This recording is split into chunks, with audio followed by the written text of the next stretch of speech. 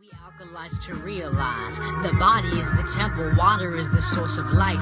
We breathe in life and then we synthesize. This liquid sun will free your glands and begin to decalcify. Peer through your third eye, see through the lies and give your body what it's missing. We dehydrated, and that's the human condition. But when you clean the body and believe the body, you set yourself up to receive the body.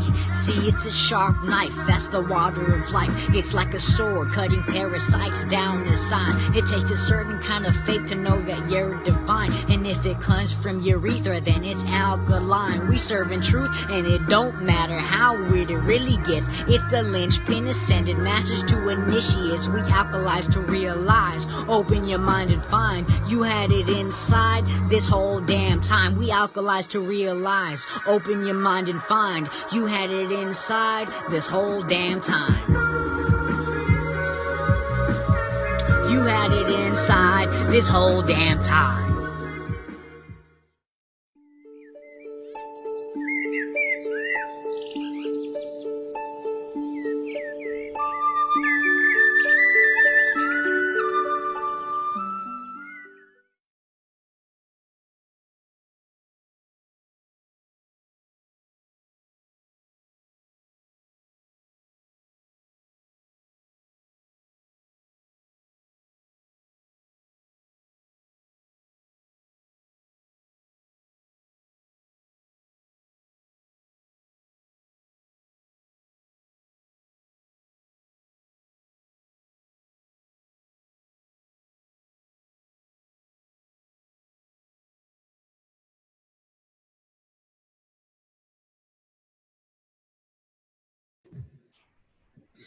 Hello there, boys and girls.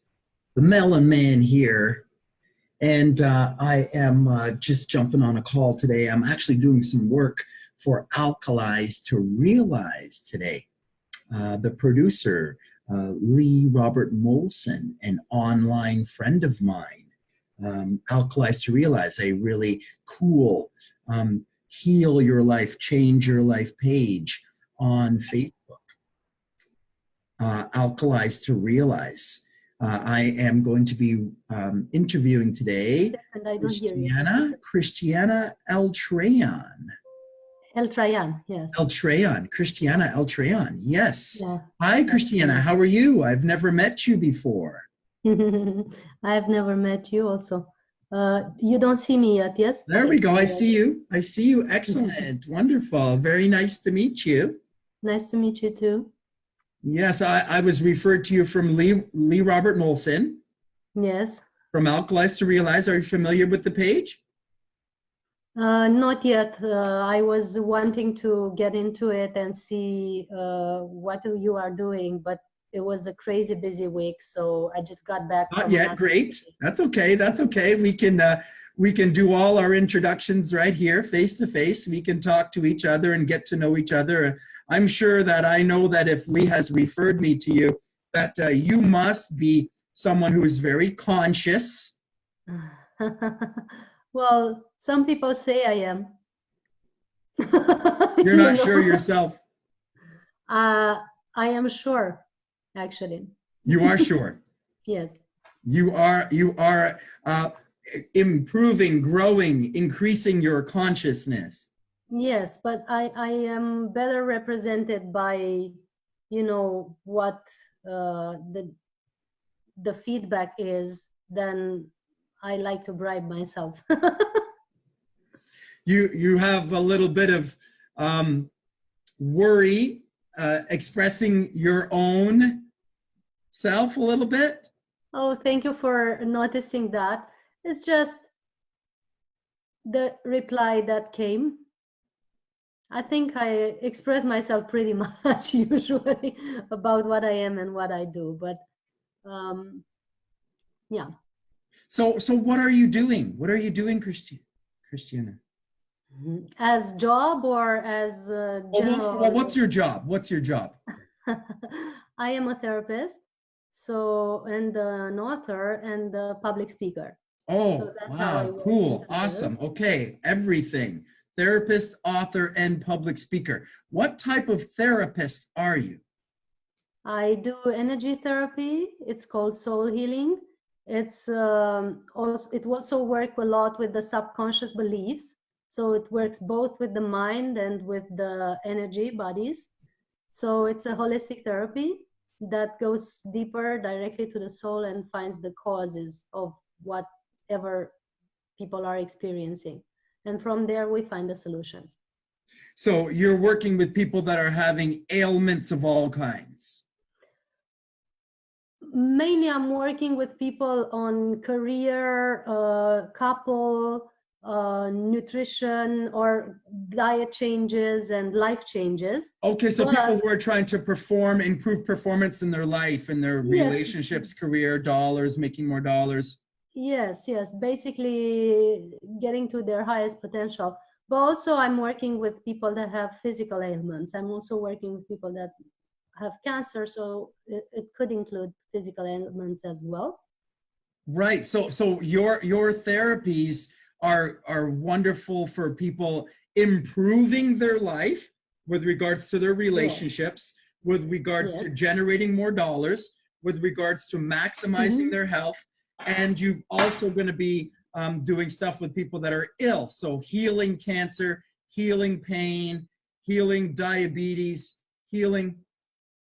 I mostly help people understand how they created and why they created their ailments. Then I send them to doctor or somebody who can also work with their bodies. So I mostly work with their minds and the energy body, but I do recommend them consulting a medical doctor to get deeper into it. So to go further. Yes, I mean, if there needs surgery, I cannot guarantee healing just by changing their mindset. To some it happens, but some really have to consult a medical doctor. It depends to what degree of damage or injury or circumstance that they have allowed this to happen. But then it is your teaching then that disease, success, financial, relationship success, weight loss, your very best health is something that each one can manage and take control of for themselves? Yes, that's my belief, and I believe it's all at the mind and energy level. So it's all in our chakras otherwise. So there's energetic places within the body, and all of that is run through the mind. And if the mind is not in the right place, then the energy bodies aren't functioning properly, aren't online, and therefore the being is suffering in some way, whether it's with their relationship, with their thoughts and words and actions, habits, behaviors, the food choices, the things that they're eating, the things that they're talking about, the energetic footprint that they're putting out into their life. Absolutely. But I also would like to say that they influence each other, the mind and the chakras. So I would say that the things that happen in the chakra create a certain way of thinking or of seeing the world through the mindset, and the other way around, certain mindsets then create blockages in the chakras. So they are very closely intercorrelated. That's why it's a holistic therapy. It includes everything. So it's not only just something that can be changed with thought. Sometimes we have to change it at an energetic level, and that will trigger the release of the thought. Sometimes the thoughts are so hidden deep down that we don't even notice them, that they're on automatic pilot, that we don't even look there because we're just not aware of it. Yes, and I always say that the mind is not only in the head or in the brain or thoughts are, each chakra generates a certain type of thoughts or a certain type of mindsets. And as we learn our chakra system and what it does really, chakra by chakra, we learn how, where do the thoughts come from, basically. Where do the thoughts come from? Okay, they're in the subconscious.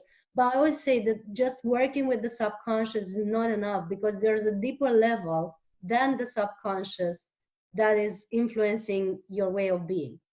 Awesome.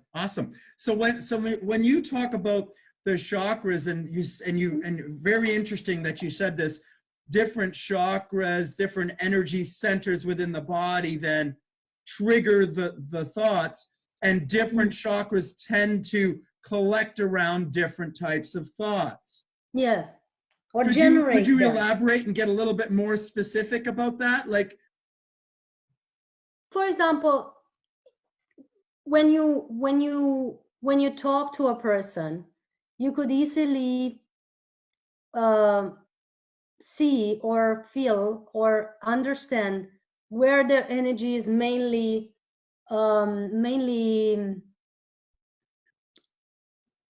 situated, mainly focused, you know. So people who have thoughts mainly about possessions, money, increasing their income, having more and more, or worries about the fact that they have less and less and stuff like this. These are things that come from the first chakra mainly. They are related to the first chakra. Then when people focus a lot on these are root things. These are root things, base things, safety, exactly. safety, worry, finances, budget, spending too much. That's too expensive. People that are always talking about the price of it, and you know, you have to justify to these people something to them. They're very price conscious people, worried about spending. How am I going to have the money to do that? Well, how are you going to have the money to fix your cancer if you don't fix this? Yeah, something like that. So that's the base. Then people who are focused on very much on relationships, sexuality, and these types of and their whole life revolves around their emotional relationship, sexual situation, or loneliness, they're alone, yes, or their past partner left them and did this to them. They're emotionally scarred from that. This happened to me in my past, and it's been bothering me, or I'm worried about this coming up, or I don't like my job even. You know, the job would go a little bit higher up, but generally this type of, and also the way they relate with their bodies, you know, and their food intake as well. It's mostly related to, I say mostly, but not only, but mostly related to the second chakra, right? Which is? In Hindu, you mean? The second chakra, what is it called? It's called Svadhisthana. Svadhisthana. Svadhisthana. And what color is it? It's orange. Orange. In certain traditions, but you know what happens, and that's going to be a little, you know, off the grid for someone, or a little untraditional for someone.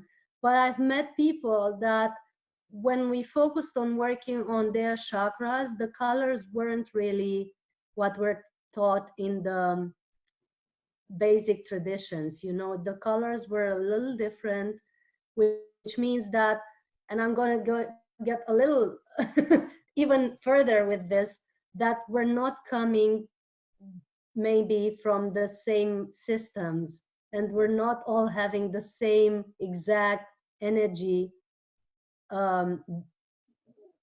systems, you know, the same colors or the same way of functioning. So we could get way more accurate into that if we pay attention to how everybody's unique. Would you say perhaps that maybe we've been misled in a little bit with regards to? No. I would say that the traditional knowledge about it is accurate to a very high degree. But I'm saying that since 5,000 years or 6,000 years ago, when it was first generated, this information on the planet, I believe many souls have been incarnating from many other systems that have other other ways of functioning energetically. And that has been maybe perhaps not so even non-human interaction? Well, it is documented scientifically now that there are children or even adults with hybrid DNA. So I would DNA that doesn't seem to fit the Neanderthal, or it's really doesn't non-human. It's basically non-human DNA. So if I challenge any beliefs, just check Mary Rodwell's work or another hypnotist's work. I'm trying to remember her name, and it will come to me soon. Right, and you can also give me any references or anything that you'd like to attach to this video if you've got information you'd like to attach. Mainly Mary Rodwell's work is very up to date, and she's also still on the planet. Whereas the other hypnotist that she did a lot of work on non-human DNA and hybrid people. She's no longer with us. I hope to remember her name very quickly. And this has been documented scientifically, and there are conferences and scientific gatherings when this is being discussed, and also skulls that are elongated, that are not specific to human races.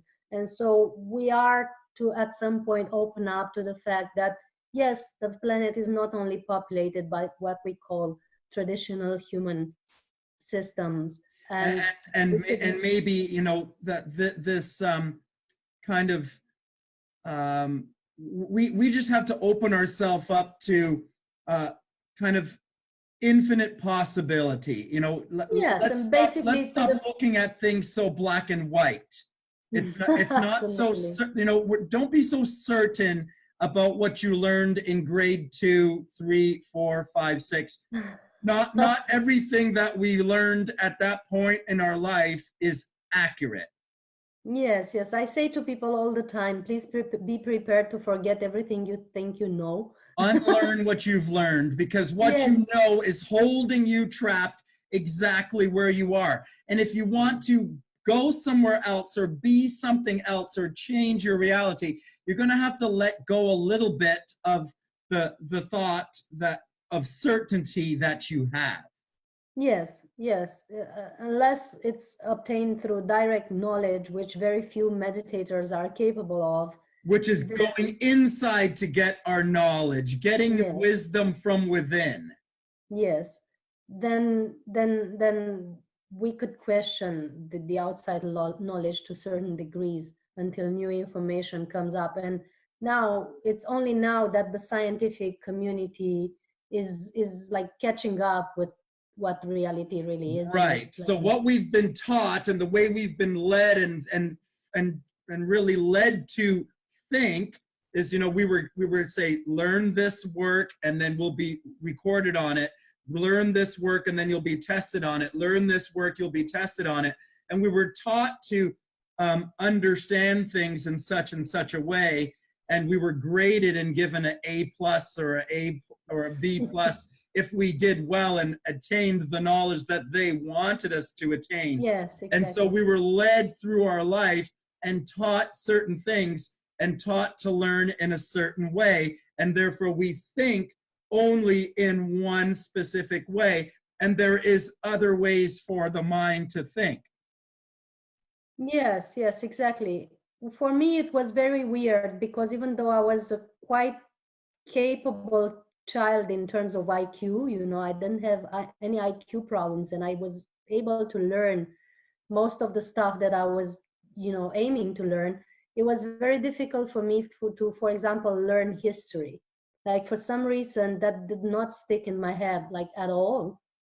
And that's because my mind is functioning in a way that it doesn't really encompass things that are not true. So weird as it sounds, you know, I was just deleting from my folders the information. It was not sticking there. The information that was not accurate or truth at you know, in historical levels. And so my knowledge of history as it has been written is literally very not so vast, you know, unless I reread what it's been said about it, and I read it and then I choose to forget it again, because really it's not so much truth. Because history books have been so tainted with untruths Yes. in order to lead us in a certain way of thought. I'm not so much into the conspiracy theory, Neither but am I do believe that it was the general level of consciousness that society could encompass at that time. And the level of information would match that consciousness to a certain degree. So that's why we didn't have more information back in the days where the books were written. Now that our level of consciousness is rising and is prepared to encompass more information and be aware that there were maybe different ways of like building megalithic structures or handling energy or even getting nourishment, you know, for our physical systems. Now that we can encompass that, at least some of us, now the information is coming forth because we are able to understand it and accept it. So would you say that the society's consciousness is rising? Is rising, and it's generating or triggering more and more true information to come in, more and more accurate information to come in. Hence the disclosures that the governments are making, referring to other species inhabiting or visiting this planet.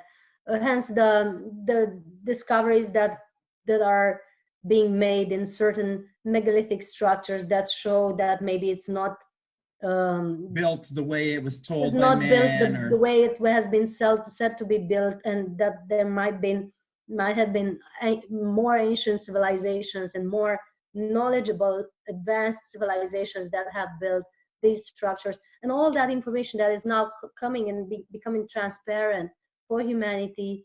And to some it's challenging, to some it's ready to and easy to encompass.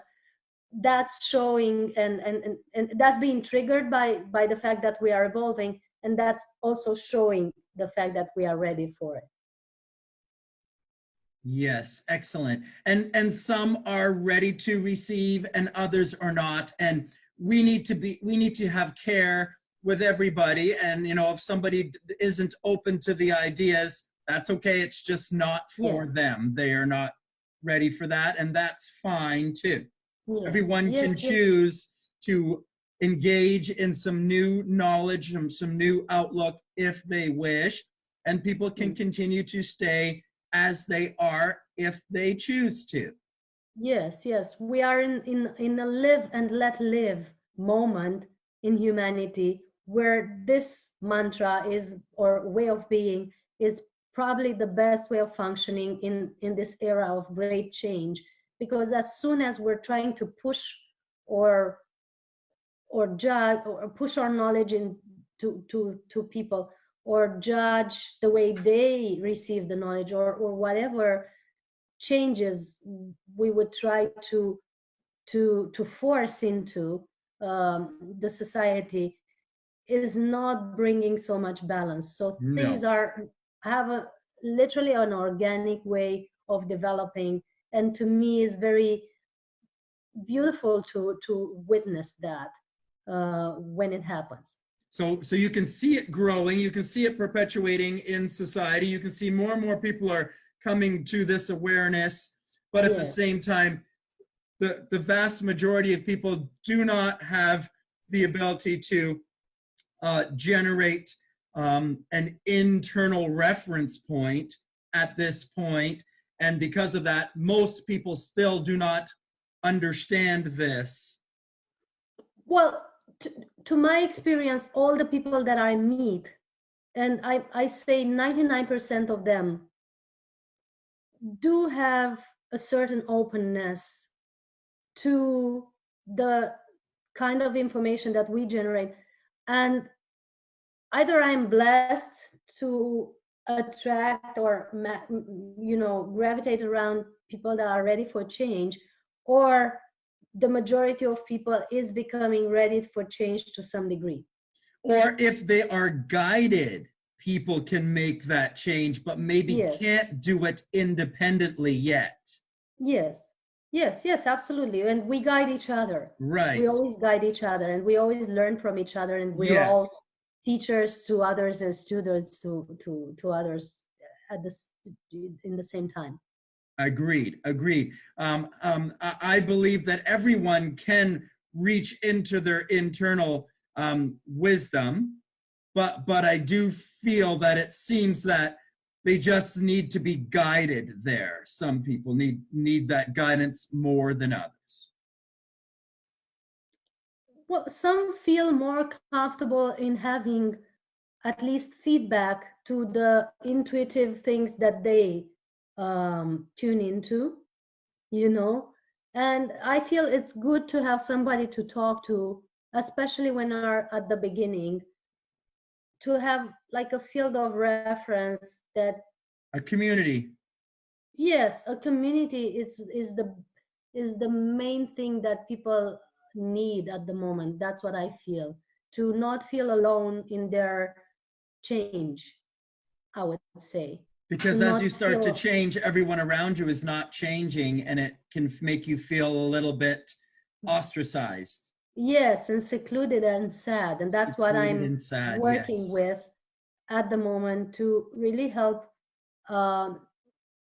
create an environment for people to healthily develop that change within themselves without feeling secluded, Mm-hmm.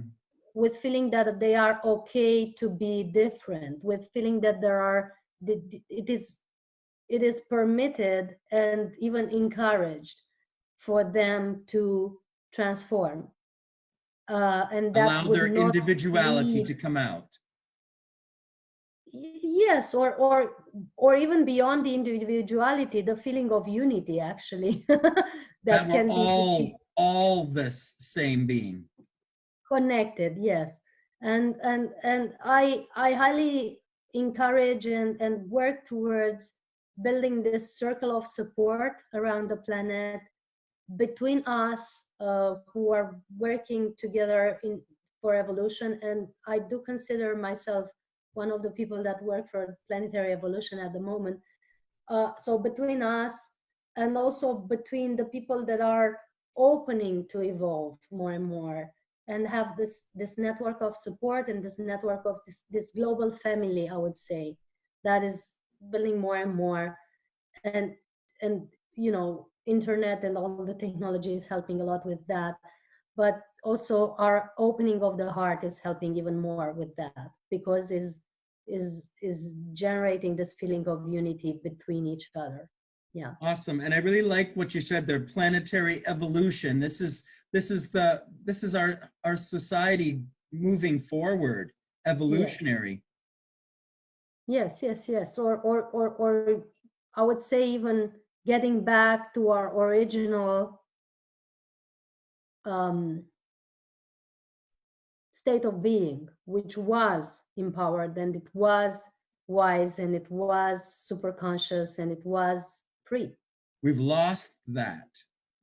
But we have to remember that we were there, so we have that already. So it's not lost, it's just forgotten. And then from that, it's just easier to relate to the whole thing. Awesome. Awesome. So I think you left me at the third chakra. Yes, you talked about Yes, the root. I did. You talked about the second chakra. And now we're at the third chakra. What sort of thoughts and energies and feelings are around that third chakra? So it would be generally mainly about trust and self-confidence and power, and feeling empowered, and feeling, you know, the way we relate to others in terms of feeling empowered and letting them feel empowered as well. Our inner radiance or magnetism also. And there's lots of implications to you know, to internal organs, to movement, to all it's a very vast, the higher we're going, the vaster it can go in terms of. Is this the solar plexus? It would be called the solar plexus, yes. Right. So these first three chakras are all kind of considered the root chakras. So you've got your safety and security, your base, your root chakra. That's the root, yes, specifically. Then sexuality, Sacral relationship, chakra, sacral, it doesn't sacral, only sacral relate, chakra, right. sacral, yes, because it doesn't only relate to sexuality, it also relates to how you treat your body, how you're relating to nature, how you're relating to your food habits. It has a lot of implications to even your own, it's a lot, the fashion, the clothing, the tastes, the Choice, a bit cravings. of choice here. Choosing Yes, what you yes, like, what you gravitate to. yes, and the third one is generally it's Self-worth. self-worth, self-confidence, self-empowerment. It's connected to eyesight. It's connected to even the way you see things. It's connected to the mental body and your thought, for how you think. It's a very subtle explanation here. So collectively, this whole unit, because sometimes I see in some teachings that they collect this entire region, the first three, and they'll call that the root. Well, it's this is for me not so accurate. I would call them our human human aspects, and then the higher we move, the more we move into our celestial aspects or expanded aspects, I would say. Spiritual self, our higher self. From the heart up, it's moving like in a different level of consciousness and of seeing things.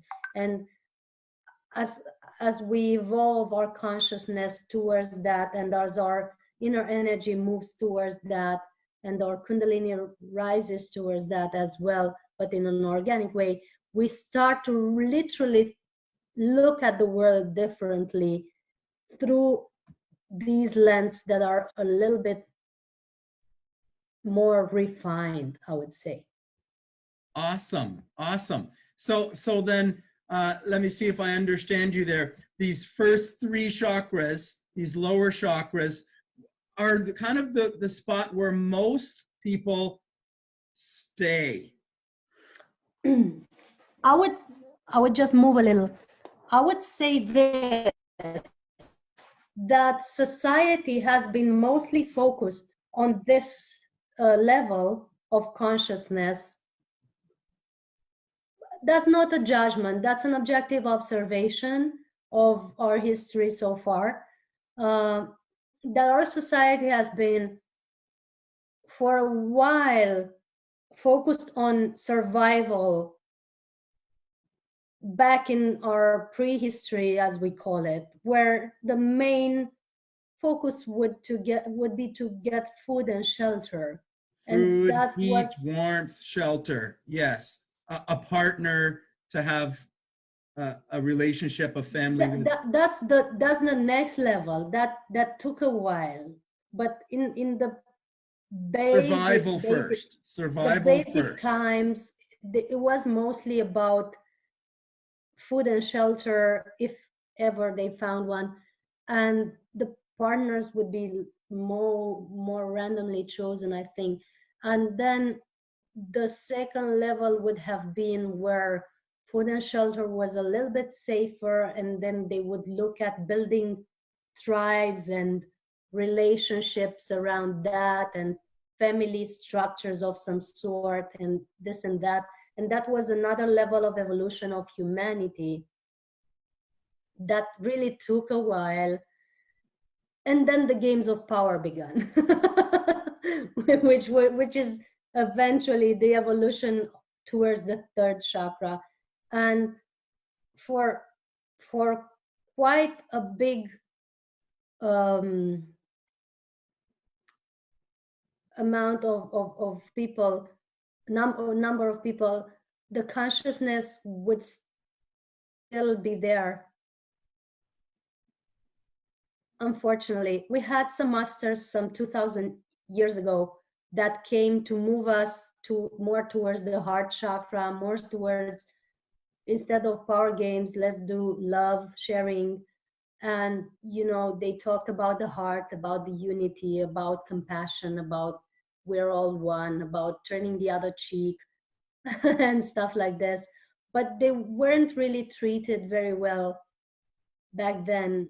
Some were even crucified and stuff because humanity wasn't really Ready for it. agreeing or ready to move into that level of consciousness and really receive that message. It was not acceptable at that time to fully take it in, but it was a good seed that has been planted, and it's starting to now, for quite a while, flourish into humanity. And now more and more of us are moving indeed into towards this, from the games of power and competition and fighting for land, money, or energy. Control. Yes. Competition. Which sums up into control, exactly. Judgment.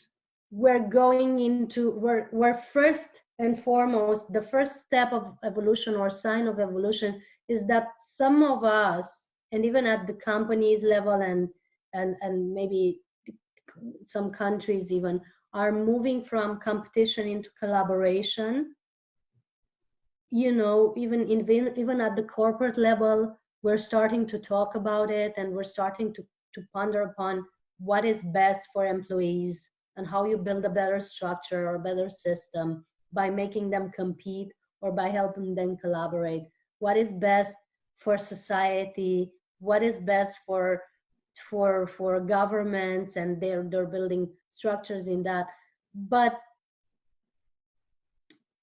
yeah, but we're moving slowly into that, and some people are really moving deeper into that, and they're having this expansion of consciousness where they're really acknowledging at a very deep level that we are really connected. Like everything you do to another, you're actually doing to yourself, and everything you think about another, you're actually reflecting back upon yourself, and everything you are emitting energetically about another, it's not really a different person than you that receives all that.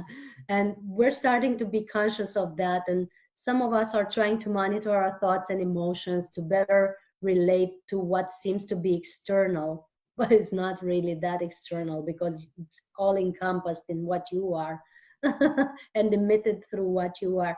And we're starting to move into that. And that's really not new, because we had, back in the history of this planet, we had civilizations that were really talking about that or showing that to us through their constructions, like way back into tens of thousands of years ago. Over 12,000 years ago, we have constructions that are generating an energy of unity. Over 26,000 years ago, we have maybe the pyramids and so on. So that was showing us that people, you know, you are connected to something bigger than yourselves, and you are connected between each other even. And that's starting to be more and more noticed now on the planet. So I could say we're moving into the heart now, slowly. Awesome. I love that. I love that idea that we're all moving into that direction. I love that you shared that this knowledge has been here on the planet before, and we're talking about stuff that was demonstrated here on the planet over 20,000 years ago. Although the teaching that we learn in history is that we're only around the, with civilization around 10,000, 12,000 years. And so a big discrepancy there between, you know, there is information that goes back 35,000 years, but Exactly. we have not been shown that. And that's the problem, is that we've only been taught what school history wanted us to learn, what school science wanted us to learn, what school mathematics wanted us to learn. Because even in the mathematics, and you could say, how can you argue with math that there was sacred geometry, and they teach us geometry, and sacred geometry, that spirituality is there. And Absolutely. if we were really taught the true geometry, that we would be in a different space. So this is a problem of thought, that everyone is stuck in an incorrect thought paradigm, and it's a re-education of thought that has to happen, and people need to be open to that. So even the way that I deliver that message can sound like I'm clobbering someone over their head with, you've got the wrong idea, and I need to be more gentle with that in order for that message to be received properly. Yes. And that's Yes. my trouble, is that I need to be able to deliver that message in a more gentle way. Yes. Wonderful that I have a feminine cohort today who's a lot more gentle than I am. Thank goodness that I can learn and grow because of that. Thank you for sharing that. I do believe that we all have a specific role in society at the moment, and it's never wrong the way we do it. Some have to really break paradigms and energy structures that are so well set in place that really need a hammer or an axe, you know, to be dismantled. And some are really like slowly pouring, you know, like water, you And know. I really think that masculine and feminine makes a big difference as well too. Exactly, and it's a permanent game of you know, growing with each other that does the job. So water slowly finds its way into the structures, whereas fire or another type of energy just breaks it through or burns it through. And it's that's wonderful. good, Water goes through a certain way, wind goes through a certain way, and fire goes through a certain way. And some work in some circumstances, and others work better in other circumstances. Wonderful. Yes, yes. So, And so I've nice. noticed along my life that there are people or situations where that energy of ungentleness is sometimes necessary. If done with love, sometimes it's good to really shake someone. Tough love. The tough love, exactly. Tough love. But most of the time, people are really opening better when it comes to this energy, when it comes with this energy of, okay, I totally respect where you are, and I'm just presenting a different perspective, and let's agree to disagree if it's not your view. And that's just planting a seed. And I'm doing this for 10 years minimum, this sharing of knowledge. And I've noticed that some conversation that I had 10 years ago with people that would really resist a certain paradigm are now coming natural to them. And they even some come to me like they discovered the idea that was planted 10 years ago, and it's or 5 years ago, or 2 years ago, or 2 months ago. And that's good, you know, because it's not important where it came from or who's setting a copyright. It's always been here. This information has always been here. This knowledge has always been here. It's not my knowledge. It's not your knowledge. It's not anybody's knowledge. Yes, so we're just channeling that, and it's all good. Awesome. Awesome. Health and wellness and well-being has always been here. You're a speaker and an author. Tell me about your book. What's your book? I have 5 books written and 2 in progress. In the past 6 years, that's been some part of my work. I have begun with writing books about juice fasting and meditation experiences that I've had. The first one was about a dark room retreat, a retreat with 10 days of juices and no light and meditation. So juice fasting and meditation, would you say that these are helpful and beneficial for an awakening being, an evolving being, a being that wants to raise up their energy? Would you say that juice fasting and meditation are key aspects? Yes, and they're very good for detox as well. For me, it was not necessarily a fasting experience. It has been very much a pranic nourishment experience at that time. So I I called it fasting for the general understanding of it, but I'm going to go deeper into explaining that at that time, the training that I did was really to discover or go deeper into the system of pranic nourishment, or how can you be nourished from another source that what you put on your plate, and how can you practice certain meditations or techniques or exercises that can really bring more chi into your body and nourish yourself. So that was my training, and I've written a book about it. Then my second book was mildly going through vegetarianism, veganism, and mindsets that can make your life better. So it's called Get Seduced by Your Own Life.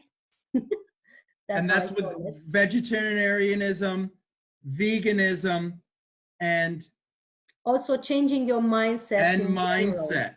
Mindset about relationship, about society, about your role, and in general how this world functions. This creates a better life for people, and I've referred to certain steps that we can actually undergo to get there. And the book is called Get Seduced by Your Own Life. The first one was called Darkroom Retreat, a Lightful Mystical Experience. So the second one is Get Seduced by Your Own Life. And then because I was doing a lot, and I'm still doing a lot of work with the feminine and the women on the planet, and I work a lot with women that have given away their power or trying to change into a better career, into a better relationship. I've worked with women that have been abused, either sexually or physically or verbally. I've worked a lot with women that are remembering their existences of having been traumatized for speaking their power, you know, by Inquisition or various limiting systems on the planet. Having done that work, that resulted into a third book that is called Your Harmony Woman, that explains simple, gentle, and day-to-day life steps for a woman to get back to balance. Cool, amazing, awesome.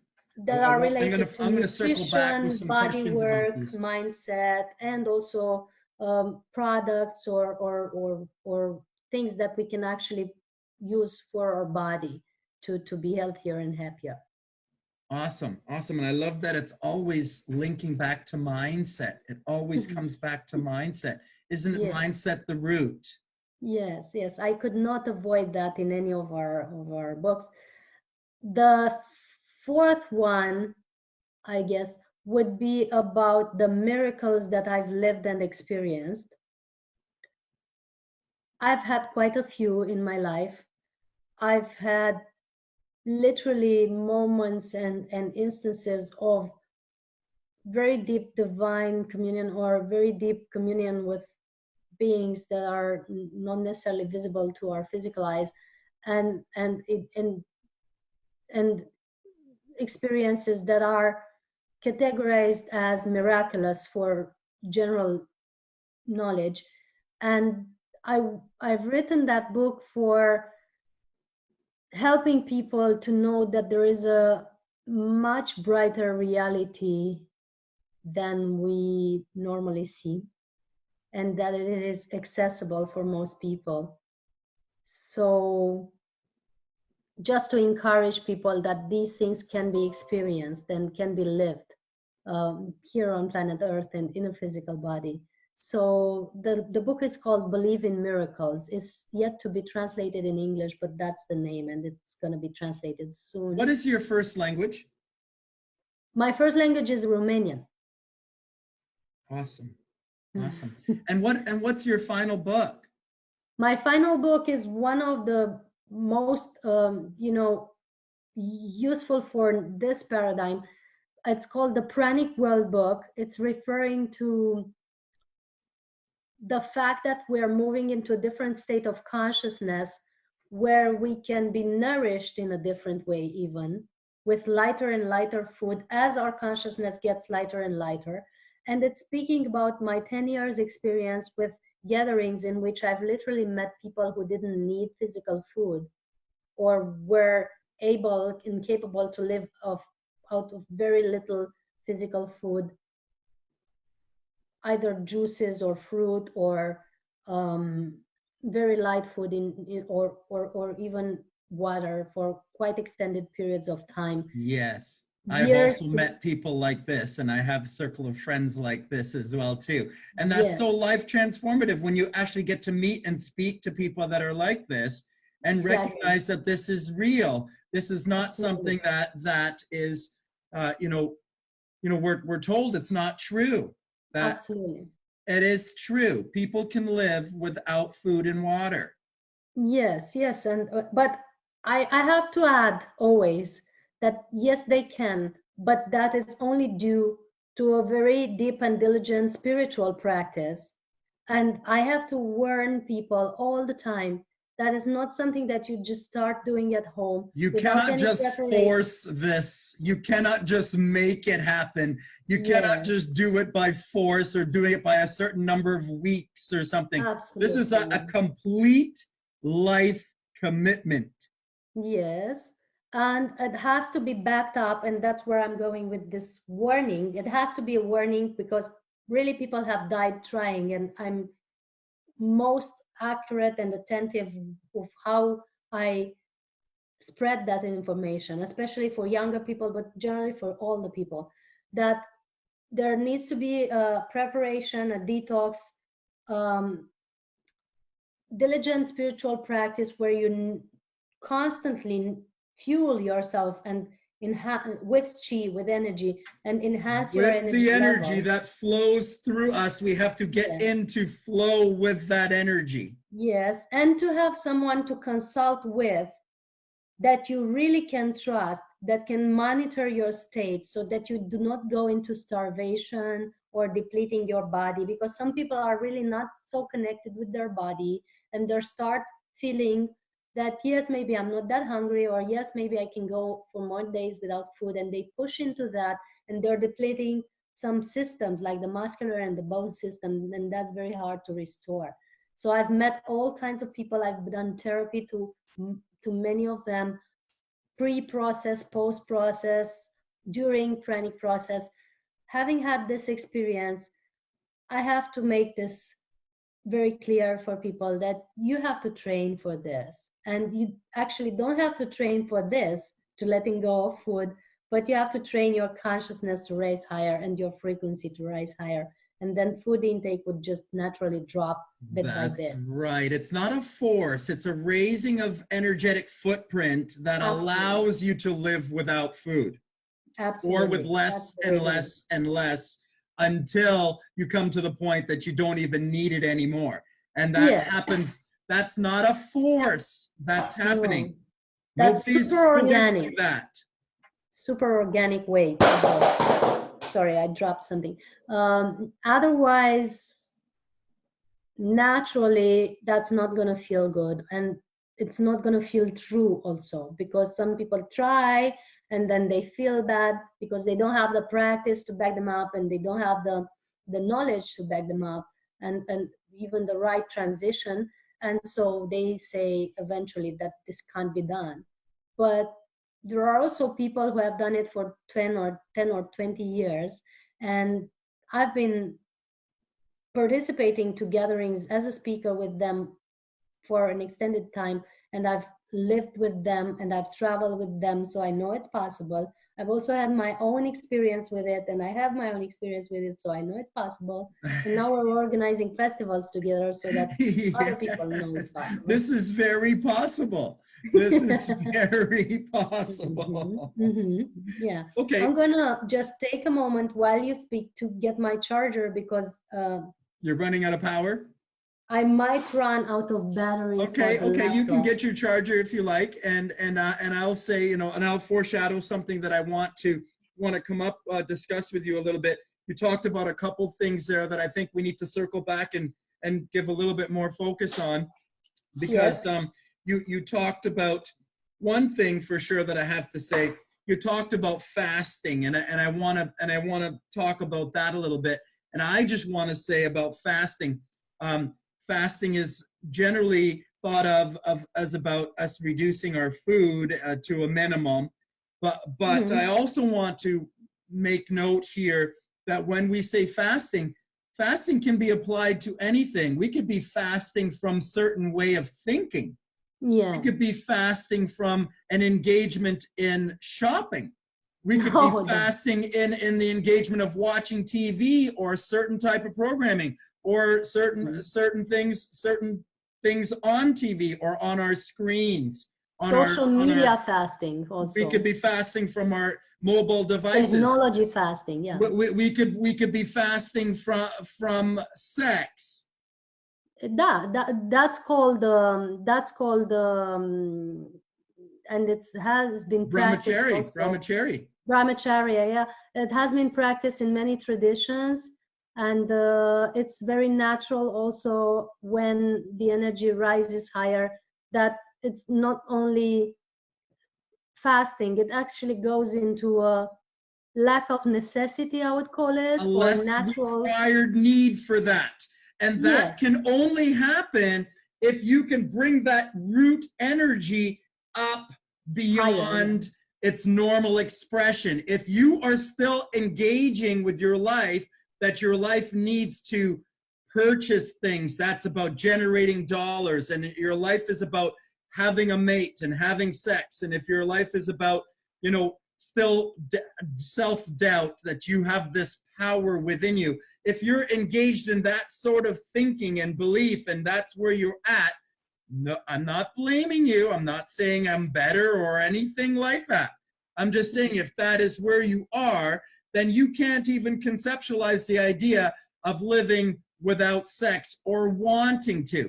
But if you could lift your energy up beyond that space, that you could stimulate other aspects of you that maybe you may be open to the idea that, hey, I could find joy and happiness in the way that I speak, in the message that I deliver, in the things that I see in my mind's eye, and sharing that with others, and allowing my energy to come out the crown of my head and circle and perpetuate in my life eternally and forever. And I can share that information and knowledge with others and feel tremendous value and joy from that, in that I don't need to get my joy from engagement with sex any longer. Or I just reduce the amount of sex that I need in my life. That is possible.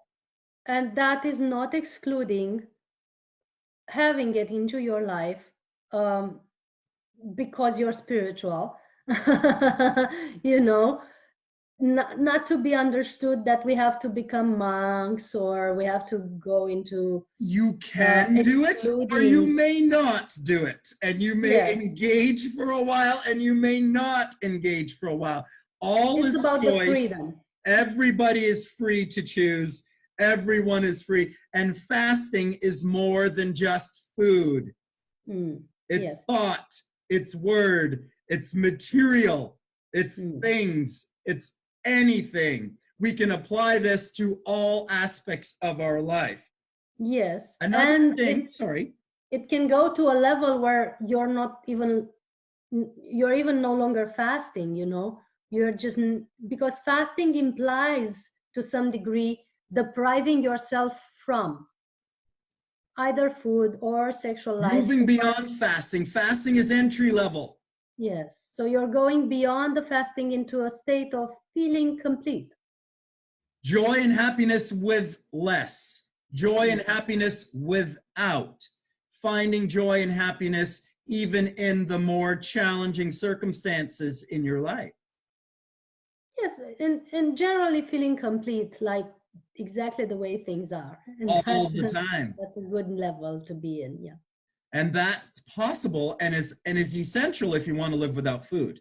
It's a must. You can't live without food if you're constantly fighting with your partner, or kicking the dog, or fighting with the paying the taxes or the bills or the... Yes, no, this is... Yeah, actually, that's the order of things, that you're first being contented and kind and compassionate and joyful, and then you don't need so much of the external stuff. Wonderful, wonderful. Another thing that you talked about that I think we have to shine some more light on is you said chi, and you said prana. I heard you say both of those words. Can you share a little bit more about those things and what those are, what they mean to you?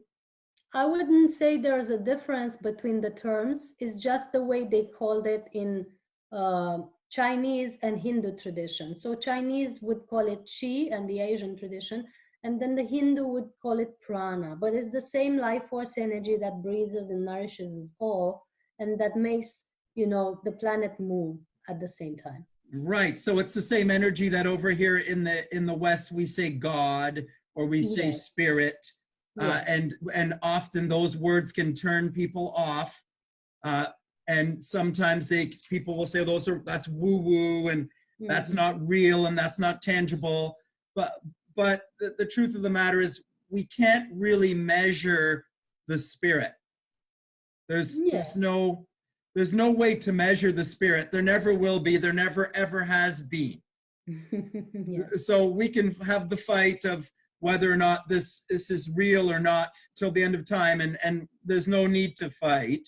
If this resonates with you, then you are of the type of person that is open to this possibility, and you have to be open to this possibility in your mind in order for this possibility to come into your world. Absolutely. It is impossible without intent. You must seek it in order to find it. Basically, it's the law of resonance that you come to resonate and get in contact with the things that you can be relating to or compatible with at the mind level, at the energy level, and so on. So things that you are not yet compatible with or resonating with just elude your reality completely. So if it's not a possibility for you, it's not a possibility. It's not for existing. You. Yeah, it's not existing for you. The same like I was explaining to a client today, the same like there's the rainbow colors that are visible for everyone and are existing into this world and visible with your eyes without any device. And then there's ultraviolet and infrared. They are still existing, very much existing, but you cannot notice them without devices or with, you know, special abilities. And not to mention the other spectrums of colors, you know, that are existing in other realms that here for normal eyesight, they are not existing. And it doesn't mean they are not created. They are created and they are existing, just different frequency, way of different seeing. Vibration, light of different frequency, different vibration. Ultraviolet light is a different frequency, a different vibration than what our eyes can receive and gather some information from. That doesn't mean that ultraviolet light doesn't exist. It's the same with sound. The human ear can hear sound at a certain decibel, but the dog's ear can hear sound at a higher pitch, a different frequency, a different vibration. It doesn't mean it doesn't exist because we can't hear it. It doesn't mean it's not there because you can't see it. Just because you can't see it or smell it or taste it or touch it doesn't mean it's not there.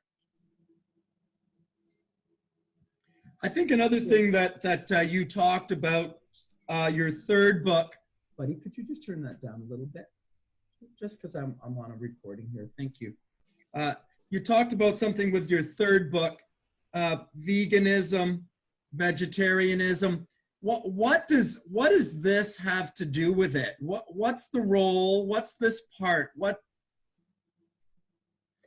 With our evolution, you mean, or what are you referring to? Why did you write a book about veganism and vegetarianism? Why did you think that was something that people need to hear about, learn about, talk about, understand? Naturally, our bodies are transforming, and as the planetary consciousness is transforming and evolving, naturally our bodies are also transforming into lighter and lighter structures, like that need lighter and lighter food. It's like you've had a certain car prototype before, and now you're driving a way better one.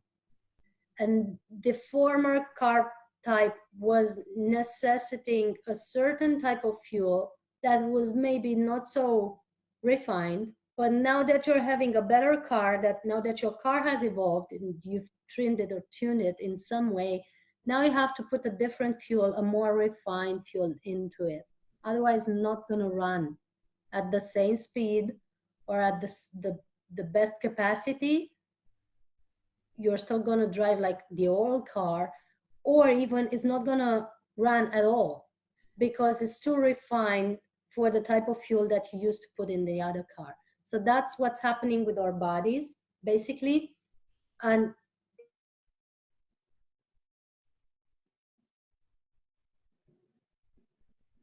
oh, looks like maybe we've lost her. I'll add, hopefully she'll return. I'll add to that about veganism and vegetarianism. Oh, are you back? Yes, I am. I call it a human suit, this body, you know, and it's aligning constantly to your level of consciousness and to your level of vibration.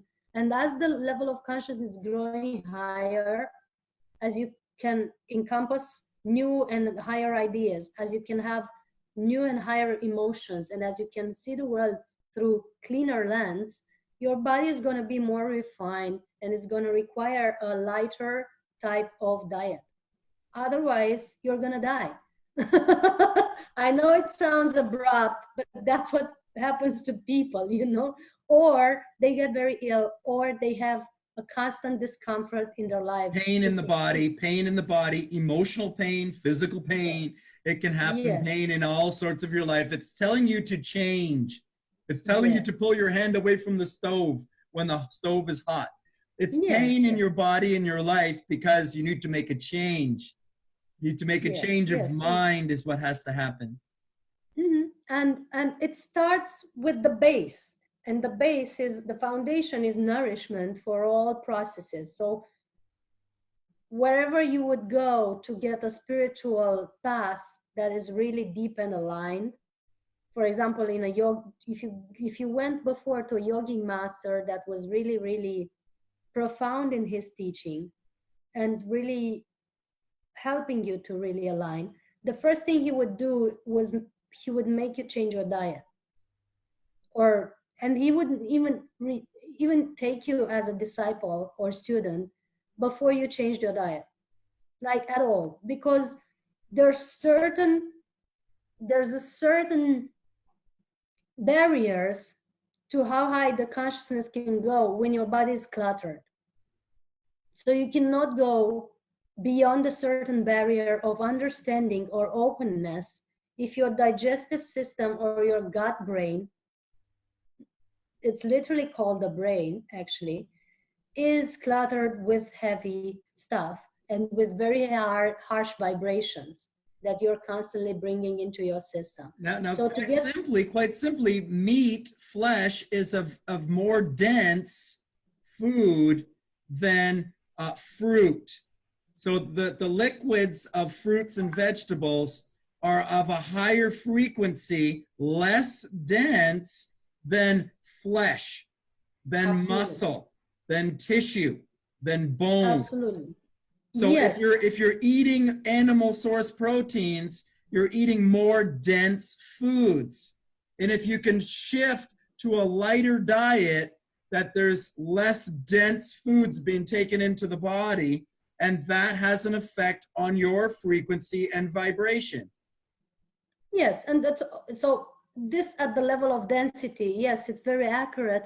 And also at the level of the information that you put into your system, because all food is actually energy to some level. Energy, thought that you're reading, stuff that you're listening to, stuff that you're engaging in, gossip. Because it's made, but the food mainly, it's made of molecule and atoms. So naturally it's energy. So you're already eating energy, even if you're eating food. And also because it's energy, it encompasses a certain information. All energy is information, and implicitly food is information. And we always have to ask ourselves, what type of information am I putting into my system with this food? food And or with words or with thought or with anything. You're putting something into your body. absolutely, absolutely. But because we were referring to vegetarian and Yes. veganism, we're thinking of what type of information does my food contain? Is it an information of elevation of consciousness? Is it rising higher my frequency and my vibration and my way of perceiving reality? Or is it an information that is dragging me down? For example, what type of information has the animal who is about to be killed is going to have in his system?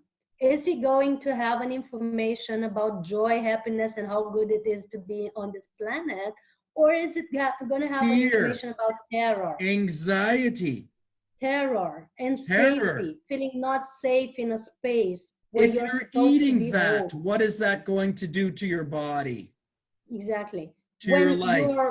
When the person that you trusted the most, the person that fed you constantly for quite a number of months, is deciding to take your life, that's really building trust issues, to say the least.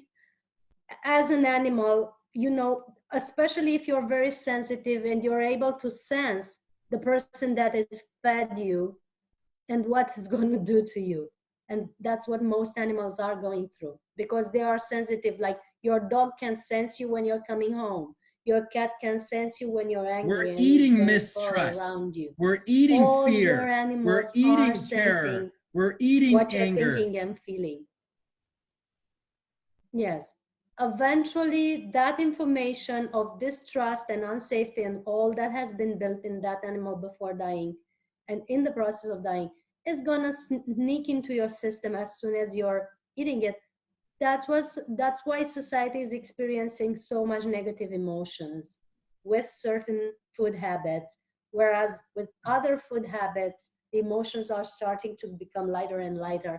Why? Because you've taken out the garbage of the negativity that has been accumulated in animal products in general when you're becoming vegetarian or vegan. That would be my first recommendation. So before thinking about the poor animals that are killed and the health of the planet and how it is economically efficient and how it is pollution efficient, and before thinking even of your health, if you're not caring about it, think about the present moment information that you put into your system when you're eating and how you're going to feel after and what is building up in your life, in your system. That's the main motivation. Excellent. Mm-hmm. And that's why I've written the book about Get Seduced by Your Own Life. Excellent book. Bravo. Congratulations. Wonderful job. You're doing great works. I want to circle back to talk a little bit about your feminine energy book.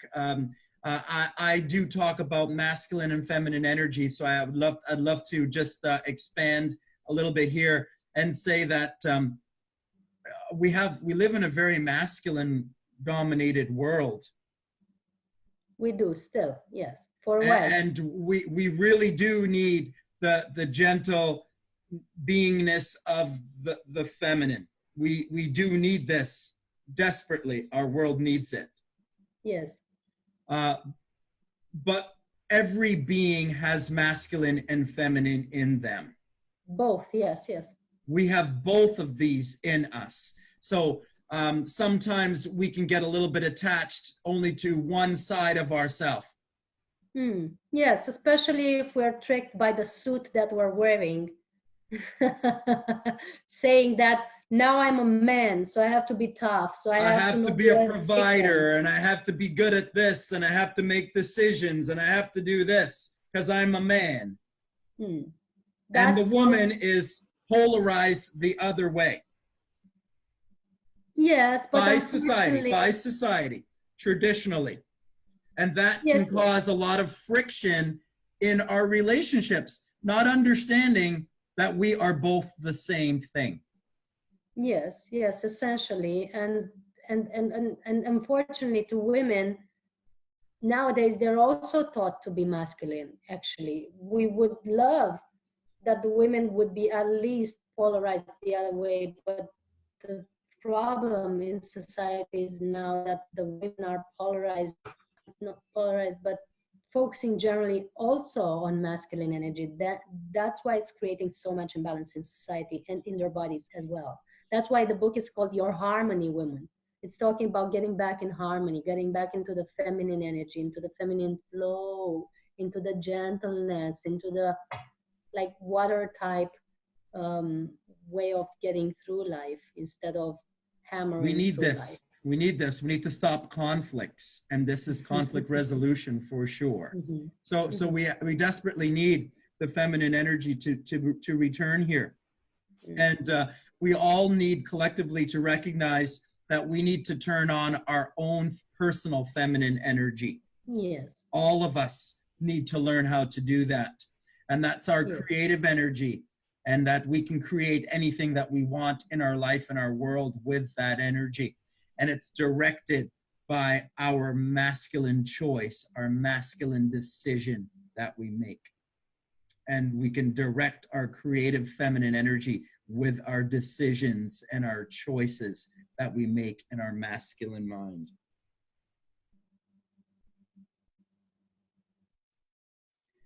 I have to mention that for a while now, I'm sensing that it's coming to an end. Just let me know how much longer you need to go. I was prepared for an hour and a half. We're going towards 2 hours. We're coming to the end here. Yes, it's okay, but I still have to take care of certain things. That's why I'm asking. Yes. If you would just maybe want to share you're a speaker.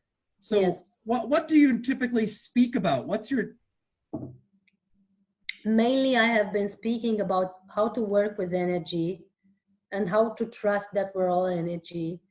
And I've been speaking about all the topics that I've mentioned through my books, but mainly now I'm speaking about consciousness, pranic consciousness, pranic nourishment, and how to be nourished by source. Awesome. That has been my main focus during the past few years. But I've also spoken a lot about energy work, about tantra, about healthy nourishment. Yes. Awesome. Now, are you speaking in English or are you speaking in Romanian? I've had conferences in multiple languages. I've had Romanian, French, Italian, and English generally. And have you been to the World Pranic Festival in Italy? Yes, I'm participating to all the festivals. It's been Italy, Belgium, Romania. I'm going to be speaking at the World Pranic Festival in Italy in June. Yes, and also now in India, we're organizing March 3rd to 8th, a new festival for the first time at the House of Prana, you see. Oh. We're taking the knowledge back home into India, into a beautiful pyramid near Bangalore, where we're reminding or remembering where it has started from, actually. Awesome. Yeah. So maybe I will see you. Festival there. Maybe I will see you in Italy in June. I'll be there. I'll be there Awesome. also I'll be in Romania in August 15 to 19 at the Pranic Festival in Romania. Awesome. That we're organizing. Yeah. Awesome. Thank you so much for your time today, Christina. I'm from Alkalize to Realize. I'm working with Alkalize to Realize today. And thank you so much for being a part of our show today. I look forward to hopefully meeting and talking with you some more. I would be happy to share in another meeting whenever you want. There's a ton of information that we haven't been through tonight. We want to be able to, keep attention without getting too long into this, but we know that there's more to share, and I'd be happy to join you to some other time. In the meantime, people who are interested in discovering more, there's a website that we've built called Soul Healing Academy. Good. We can attach your website. Please provide me with all links of anything that you'd like to share. We'd make sure that that's a part of this when this gets put out. And my Facebook and Instagram Pranic profiles that are my name are full of information, and it's only referring to this specific topic. So it's not much of my personal life in social media. It's basically all the science that I'm working with. Thank you very much for your time. Thanks, Christina. Thank you so much also, John, and it's been a pleasure discussing with you, and I must admit that it's been one of the highest and most nourishing conversations that I've ever had in an interview, so I want to thank you for that. And Oh, wonderful. Thank you. Thank you. You have equally inspired me for the day. Thank you. Thank you. I'd love to learn more of your work and maybe collaborate if you're awesome. open to. I love that. I would love to do that with you. Yes. Thank you. Thank you. Bye-bye. It's been a pleasure. See you next time, whenever that is. Yes. Blessings. Blessing.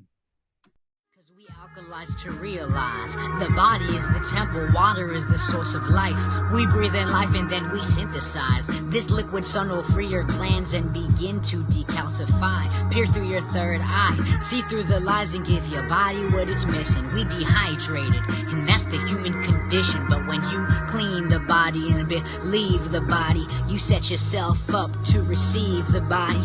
See, it's a sharp knife, that's the water of life. It's like a sword cutting parasites down the sides. It takes a certain kind of faith to know that you're divine. And if it comes from urethra, then it's alkaline. We serve in truth, and it don't matter how weird it really gets. It's the linchpin ascended masters to initiates. We alkalize to realize. Open your mind and find you had it inside this whole damn time. We alkalize to realize. Open your mind and find you had it inside this whole damn time. You had it inside this whole damn time.